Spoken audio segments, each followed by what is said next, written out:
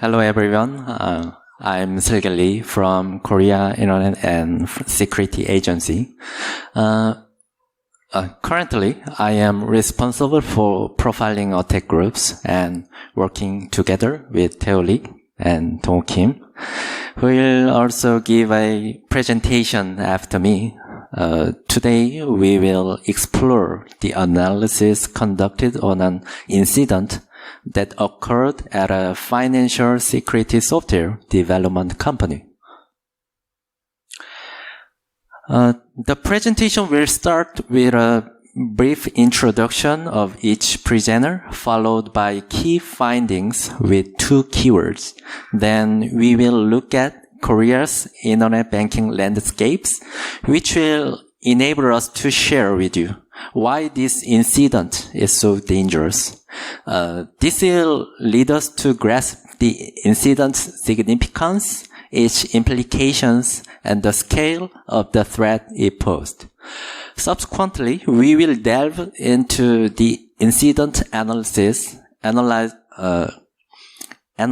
posed, and we will delve into the incident analysis, analyze the malicious code, and will conclude the presentation.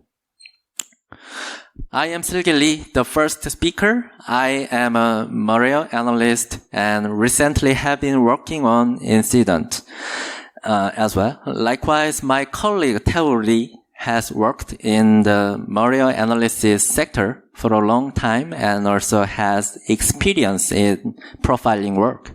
Lastly, Dong Kim is an incident analyst expert with almost 10 years of experience in significant incidents in Korea. Today, I will guide you through from the summary to the background, and Dong Kim will explain how an incident unfolds from a macroscopic perspective. After that, Taewoo Lee will present a detailed analysis of the malicious code used, correlation found, and the conclusion. The incident I wish to introduce today is Operation Goblin, where Lazarus executed an attack by exploiting vulnerabilities in financial security software. As part of their preparations, the attacker hacked an exploit code for the financial security software and observed data about the target company, such as IP address range and software information, as well as press coverage. The attacker, knowing the target's IP address, configured the exploit code on a specific web pages of the press to be activated only within the target's IP address range. When victims access the press homepage, the software's vulnerability active on their PCs at all times would download and execute the malicious code. Upon gaining initial access, the attack would infiltrate key internal information assets and steal them. The Lazarus Group has attacked various sectors, including software development companies, cryptocurrency exchanges, and the media. In particular, it had previously stolen source code of the security software from a development company. This operation revealed that the attack exploited zero-day vulnerabilities. The attacker analyzed the stolen source code to create an exploit code, subsequently targeting other development companies and preparing additional tools. Media companies typically monitor their own web pages to track exclusive coverage by competitors. Therefore, an infection in one media could cause another infection in other media companies as well. Usually, we exchange messages with our friends after saying hello to have a good lunchtime. We even share news on typhoons. Smartphone had no vulnerabilities during this incident. However, frequent access to press website remains part of our daily routine. what would happen if I went to the media web page in this incident? I would have been secured. However, if I was a target, most likely I downloaded malicious code and the code was executed. These targeted strikes are challenging to avoid.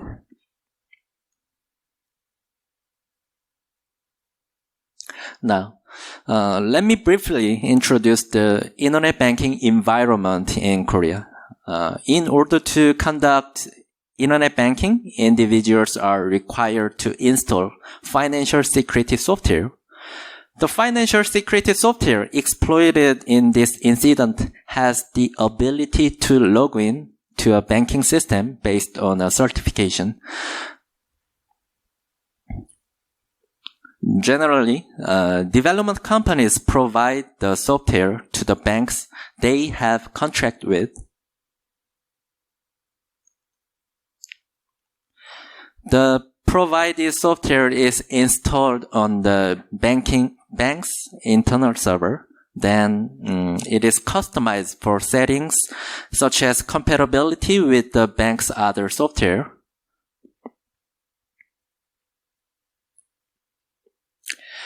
When users connect to a bank, the software is essentially installed for internet banking. Essentially here means that you are automatically redirected to the software installation page if you approach a bank without installation. Consequently, internet banking is inaccessible without this software, which additionally prevents keylogging and enables certificate-based logins. Finally, users establish internet banking by installing multiple software components. Okay. During this time, the software will run when the computer boots 24/7, even without logging into the bank online. So, in what scenario could the system pose risks? This happens when a vulnerability in the program is identified. Particularly when an attacker exploits this vulnerability to create an exploit code. Notably, the entire internet banking user space becomes susceptible. The structure for distributing software also has several issues. I mentioned earlier that each bank can have a different version and customized setting. That is because the software is specialized for banks and distributed by the banks themselves. Due to the specificity of finance, strict and thorough examination and verification software often delay vulnerability patches. Of course, the verification process is not wrong and is unavoidable.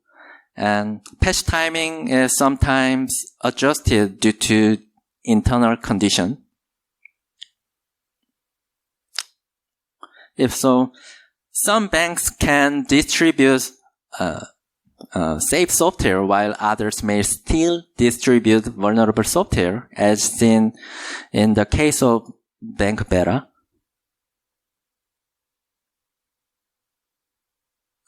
Even if Bank Alpha starts deploying patched software, the vulnerability cannot be patched until users connect to Bank Alpha to use internet banking.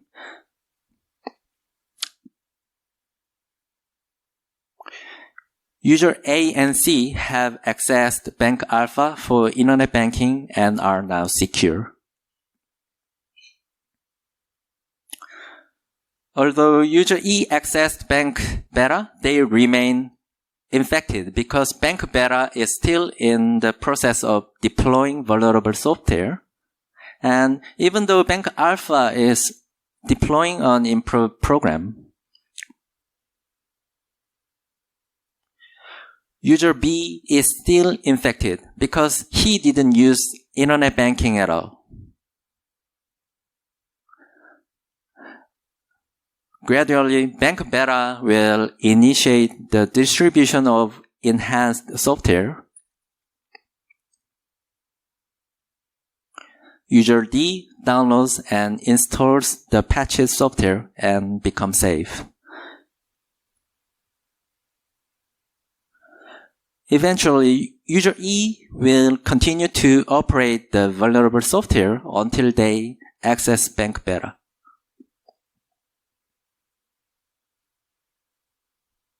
If so, how dangerous is the case that I mentioned earlier? The diagram illustrates two banks, Bank Alpha and Beta, along with users from A to E.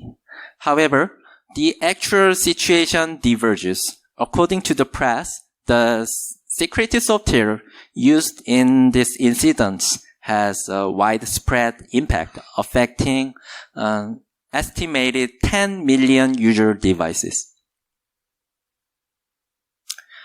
To the best of my knowledge, nearly 10 million devices were found to have employed vulnerable software in this case, and accessing the press and sharing the latest news is very important in our daily lives.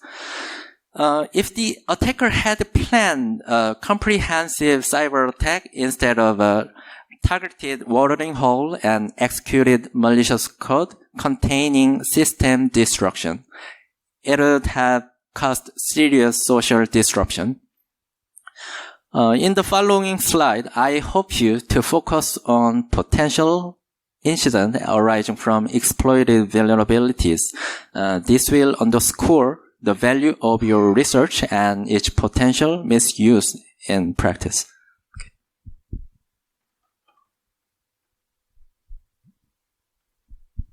Hello. I'm Dong-Woo Kim, an incident analyst at KrCert. I will present to you on the technique used by Lazarus based on an incident analysis cases. The investigation began as we analyzed the command and control server of malicious code. The command and control server has the characteristics of Lazarus attack groups. Due to the method of controlling malicious code through web pages, we identified compromised systems by examining web logs. The majority of the compromised systems were PCs. Most PC infections are caused by users' carelessness, such as executing email attachment. However, when we examined the affected PCs, there was no evidence of downloading or executing the attached file. While pondering the cause of the infections, we found one thing in common in many infected PCs. Specifically, when users access Korean press sites through internet browser, a certain financial security software module would suddenly activate and generating malicious code. So we suspected that the infection might be caused by vulnerabilities of module. As a national threat, we started an investigation to prevent damage in Korea.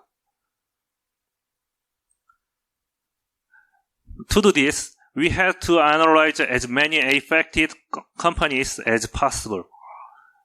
Since the Lazarus command and control system is web-based, we analyzed the server and identified the affected company. Furthermore, during the investigation of the targeted enterprise, we uncovered another command and control server within the discovered malware. By repeating this process, we investigated some 60 affected companies. Lazarus primarily target South Korea defense industry companies and news sites and a financial security software development company.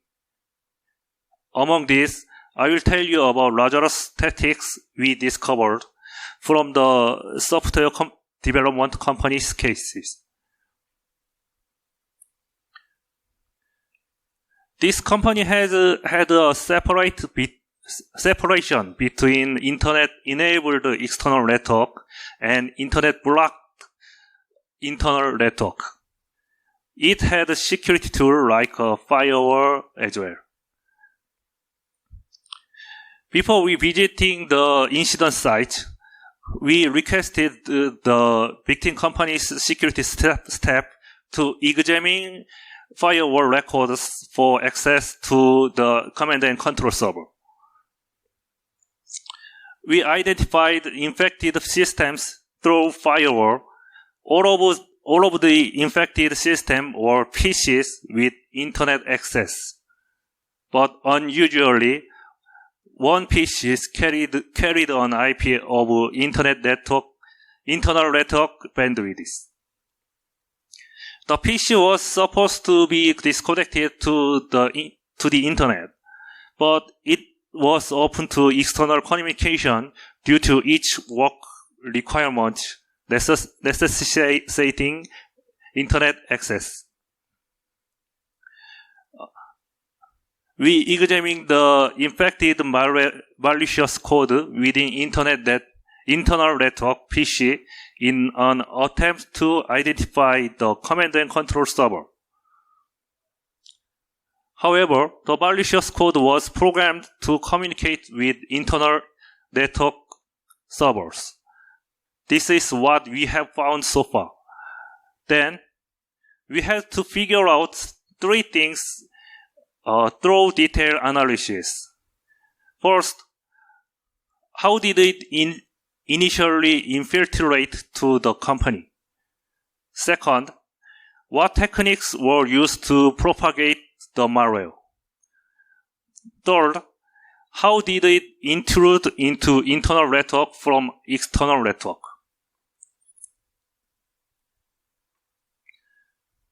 The first and second methods were two different zero-day vulnerabilities. One was the vulnerabilities used for initial access, and the other was for lateral movement. It is unfortunate that we are unable to provide a detailed explanation of vulnerability principles due to our security provisions. Instead, we will tell you about the process that activate the vulnerabilities and the trace left behind. First of all, the technique used for initial access. As I said earlier, all the infected PCs showed traces of accessing a specific news website through web browser. Also, we found through SRUM logs that data communication was generated in certain security software module before malicious code was generated. Based on this, we looked into the press site and vulnerabilities of module. To exclusively infect targeted companies, the hacker inserted IP filtering code into Medium website. If the target company accesses this media website, it redirects them to the website where the vulnerability trigger code exists. This time, financial security software module and malicious site communicate with TTP socket. And by exploiting a directory traversal vulnerability within a specific module function, it downloads a malicious file from outside. This This activity leaves behind a parameter value within the malicious site web load. After that, the malicious code is downloaded to the Windows public path or program data path, and then injected into the financial security software process. Next is the vulnerability used for lateral movement. Through event logs, we have identified the fact that a step buffer overflow crash occurs in a specific security program when malicious code is spread from an infected PC to other PCs. The vulnerable program opens a certain port and resides in Windows. This port processes the capabilities to verifying and process certificate value. At this time, the main copy function can fail to check the site properly, resulting in a buffer overflow, which could lead to arbitrary code execution. More precisely, there is an SEH overwrite vulnerability. This vulnerability was mainly used for lateral movement, but has recently been used even for initial access. The hacker used these two vulnerabilities to attack. The next things I'm going to tell you about how it penetrated the internal networks. First of all, most of the initial access were made in PCs. So it was necessary to maintain the persistence of malicious code. Therefore, the hacker registered the malware in the window authentication related registry entries. After establishing persistence, the hacker collects account information via keylogging and memory dump analysis. Network scanning also helped gathering information about how this network is configured. Knowing that VPN from external network enables approaching the internal networks, the hacker remotely connects to the internal server from one of the external network PCs.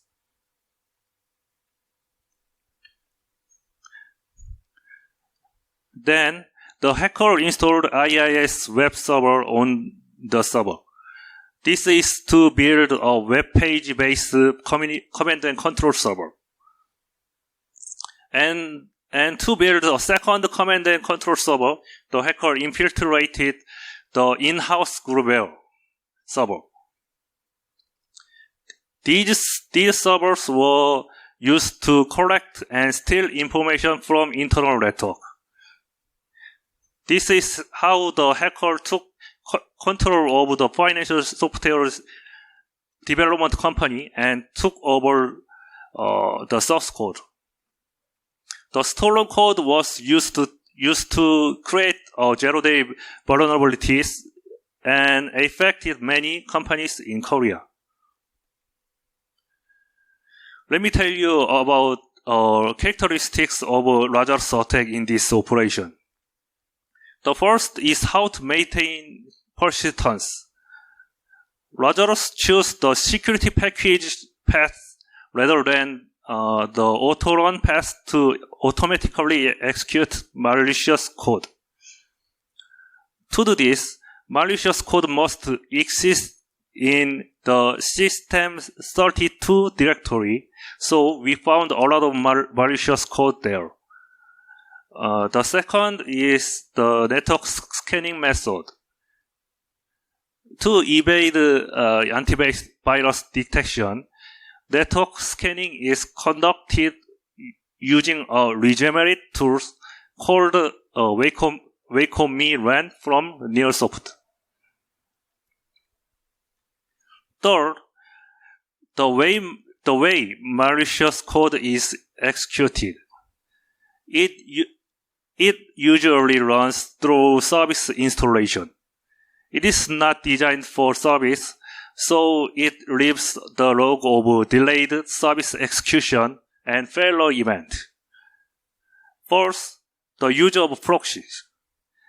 It mainly uses P-Link, LCX, and HTRAN to hide the attacking IP. It is also used to bypass system with firewalls. Finally, vulnerabilities. It mainly used print nightmare vulnerabilities to escalate privilege, and we estimate that at least 2 software zero-day vulnerabilities in Korea were used. Now, the next speaker will explain the malicious code used by Lazarus.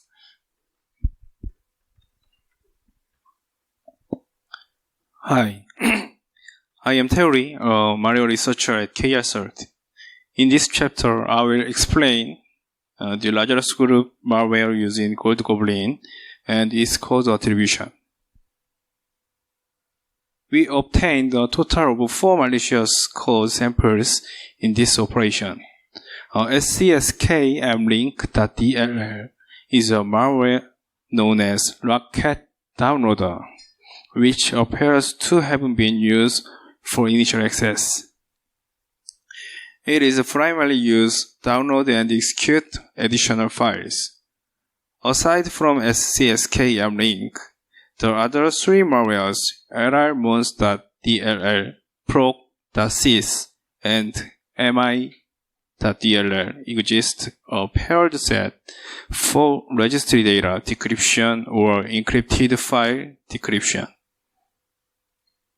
Upon execution of the 3 malware types, they function by injecting code into memory for decrypting the encrypted code until utilizing an argument or key hard-coded into the malware. Please take a look at the details functions of the 4 malicious code samples.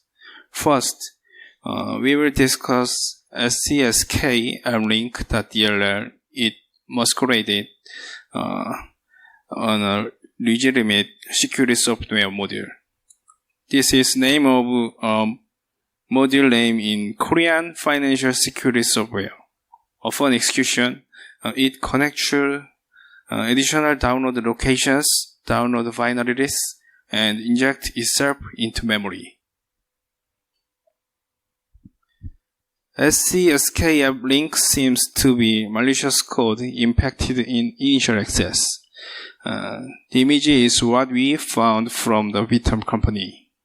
The victim approached the warning hole page and was redirected to another malware page 0.01 second later, infected by SCSK-mlink malicious code, and communicated with the command and control page.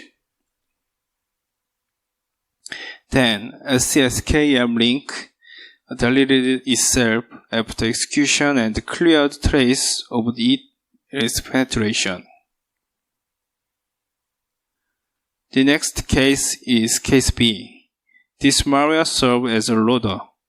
It reads a value in a registry point path, which is a paraset, decrypts it, and subsequently execute the decrypted content. KD of STDA board is a type of remote control malicious code.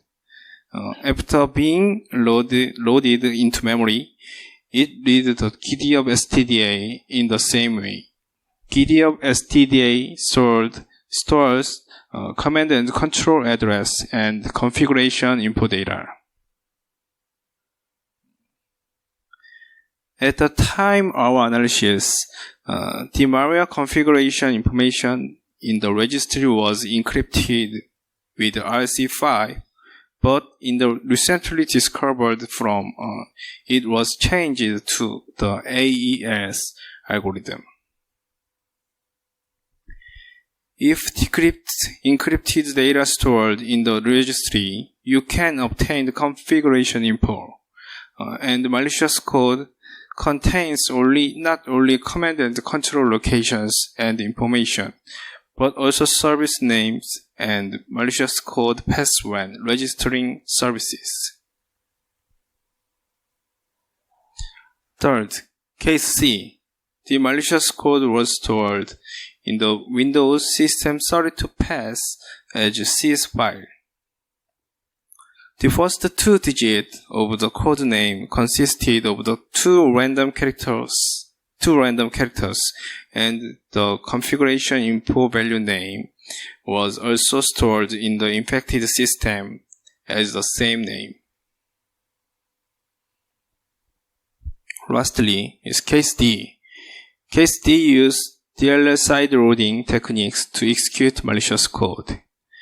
It inserts the normal program WSM probe host into the same path as the malicious DLL and runs WSM probe host.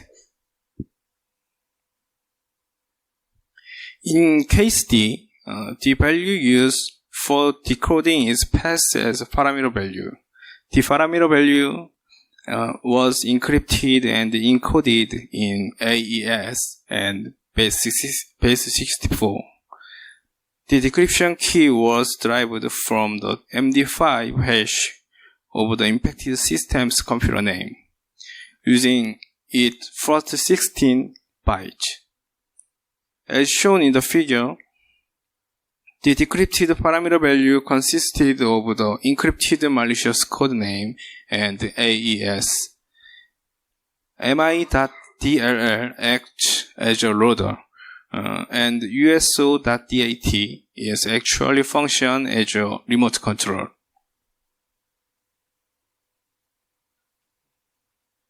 Next, let me discuss the similarities and characteristics identified in the four types of malicious code and the previous Lazarus attacks. We have identified connection between the Goblin and three previously known clusters. Operation Book Code was discovered by KrCert in 2020. This cluster uses a watering hole attack strategy that has targets. Vulnerabilities of security software were abused, and the target included news media companies, security software developers, and the marine business cluster. Operation Dream Job, as known as Death Note, is known for targeting foreign aerospace and defense sectors. It was reported to have been conducted by distributing malicious PDF document via spear phishing in overseas cases. In South Korea, this cluster was identified in the attack on crypto exchanges, and it was found that software vulnerabilities and watering hole method were used for the initial access. ForgeShield is one of remote administration tools of Hidden Cobra and was known by CISA of the United States in 2017.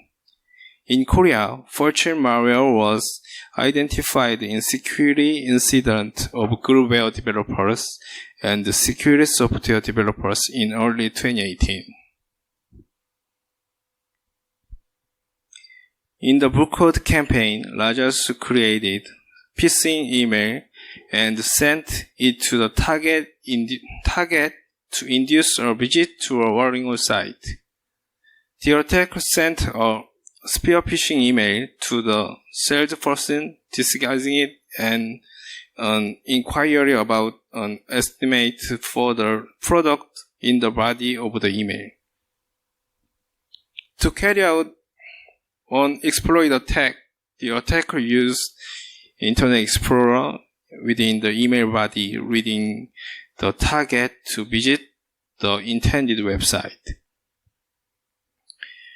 In this case, the attacker took over the website of the news outlet all internet users can have on access to, and impacted the malicious script into them using the them was warning all site.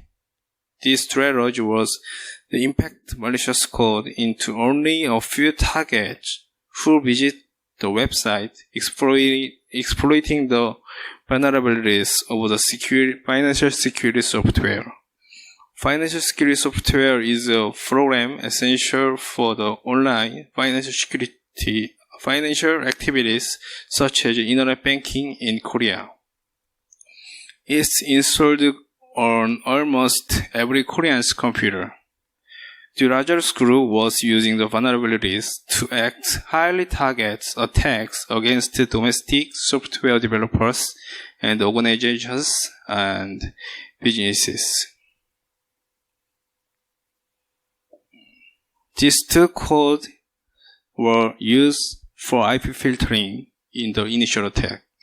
The attack has its potential target IP address using MD5 and filtered them. If identified as targets, they were redirected to another website. Next, we will look at the features of the Lazarus Group's command and control system. As we said in the previous chapter, Lazarus has maintained the web communication-based command and control system. It is characterized by building a web-based CNC server after infiltrating a server that exists in the internal network for command control of the internal network band that is not connected to the internet. The image on the screen brightly shows how the infiltration into crypto exchanges happened in 2018. In this incident, there was an infiltration from the internal network into the internal network using the vulnerabilities of the document management system's website.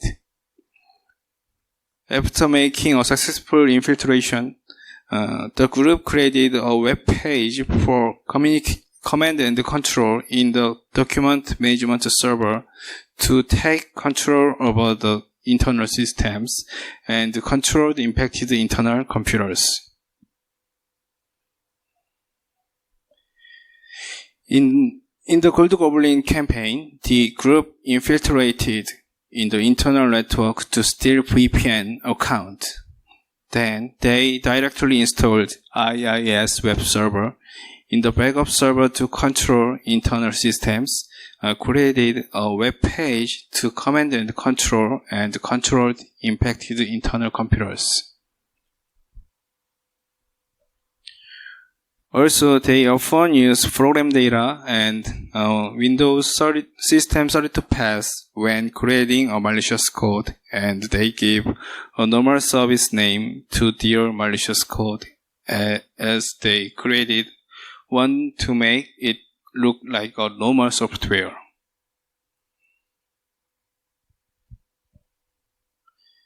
We identified similarities between case B, malicious code with Dream Job cluster.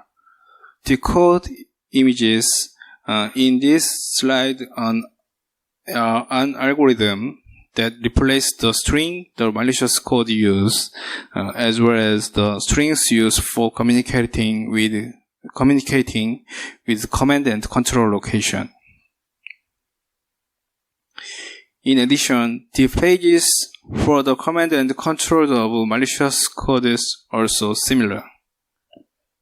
We secured and checked the command and control page of the case B malicious code and found its similarities to the one used for attacking crypto exchanges in South Korea in 2018. They are almost the same, and difference were found only the valuable and key values.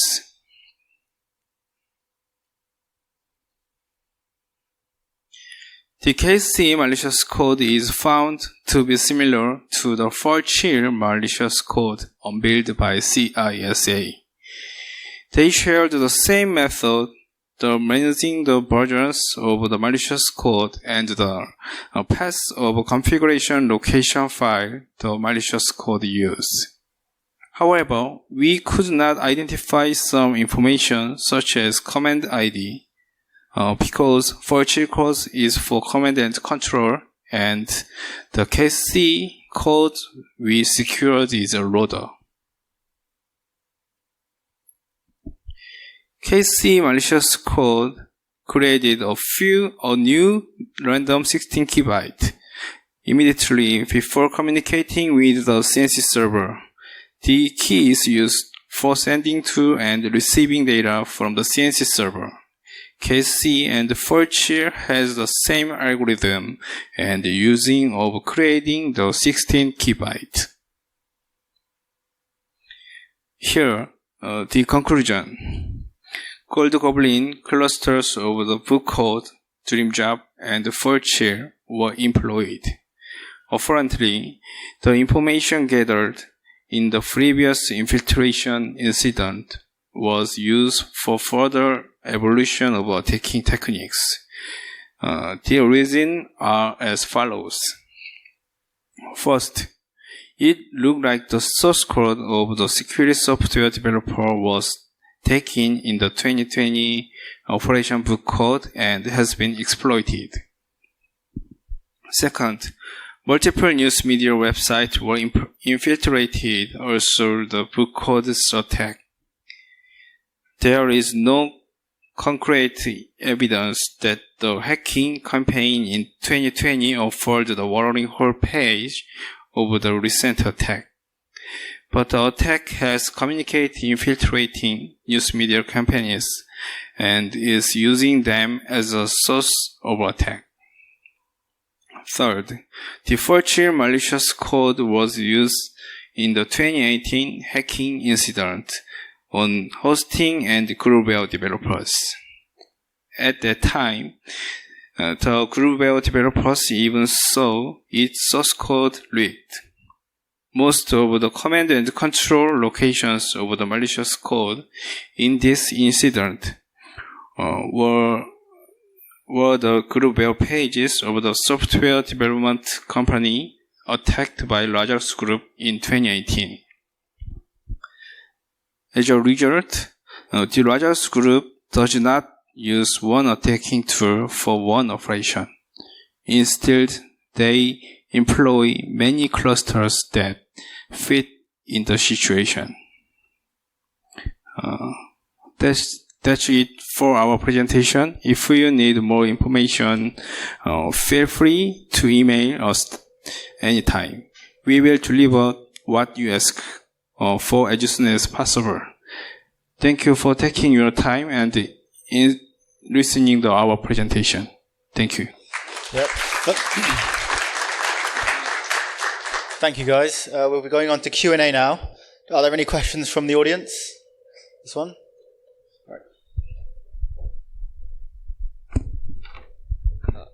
Hi, so I just want to ask one question. So you mentioned about the internal CNC server, right?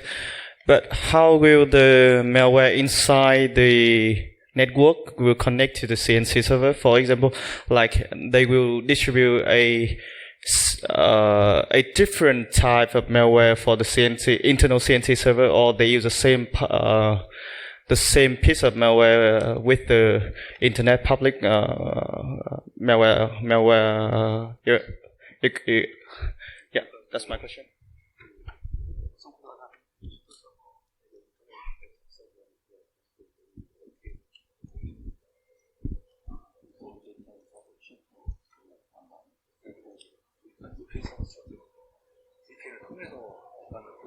Actually, I know the administrator in the victim's company manages IDs and password credentials in his PCs, and so the attacker can get an information to join VPN, and they can connect internet CNC servers through VPN servers. I know. So you mean that the internal piece of malware will connect to the outside internet Directly. Yeah, through VPN, right? Yes, because some guys in big team company have to join Korea's government site, and in Korea we have to force to them install specific programs. So big teams must connect to the internet. Okay. I got it. Thank you so much. Okay. Thank you. Any other questions from the crowd? Nope. Okay. Thank you again. That will conclude our Q&A. That is the Lazarus Group's Undercover Operations Large-Scale Infection Campaign 22 to 23. Thank you, guys.